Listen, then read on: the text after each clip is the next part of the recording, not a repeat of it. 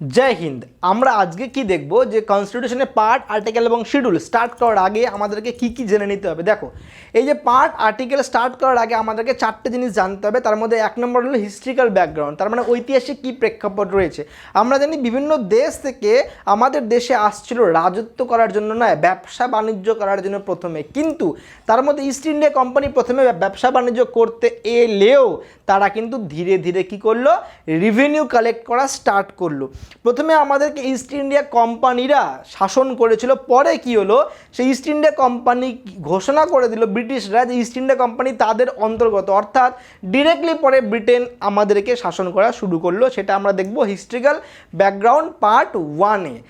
Part 2-তে আমরা দেখব making of the constitution, তার মানে সংবিধানটি কিভাবে তৈরি হয় এবং যে ড্রাফটিং কমিটি তৈরি করেছে সেখানে কত সদস্য উপস্থিত ছিল এবং কিভাবে বিলগুলি পাস হয় সেটি আমরা দেখব।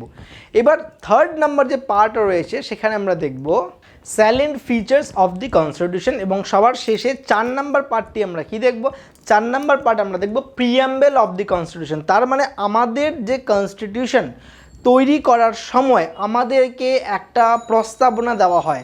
প্রস্তাবনাটা কী ছিল দেখবে, যে কোনো বইয়ের ফার্স্ট পেজ পাল্টালে উপরে লেখা আছে, we the people of India having সলেমলি resolve two constitute India into a sovereign socialist secular Democratic Republic and to secure to all it's citizen.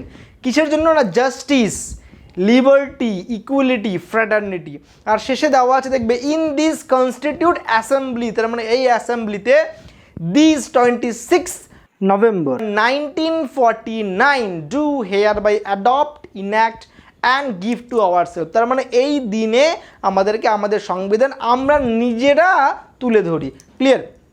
এবার দেখো, এরপরে এই 4টে চ্যাপ্টার জানার পরে আমরা কি করব, পার্ট ওয়াইজ, আর্টিকেল ওয়াইজ আমরা চলে আসব, কারণ সেগুলো আমাদেরকে প্রত্যেক, দেখো যে কোনো স্ট্রিমে থাকো না কেন, আমি আবারও বলছি, সায়েন্স ব্যাকগ্রাউন্ড হও কি আর্টস ব্যাকগ্রাউন্ড, কেউই তোমার ইকোনমিক্স হও আর কমার্স ব্যাকগ্রাউন্ড হও না কেন, কনস্টিটিউশন জানাটা প্রত্যেকটা নাগরিকের অধিকার রয়েছে এবং প্রত্যেকটা নাগরিকের আমি মনে করি জানা উচিত।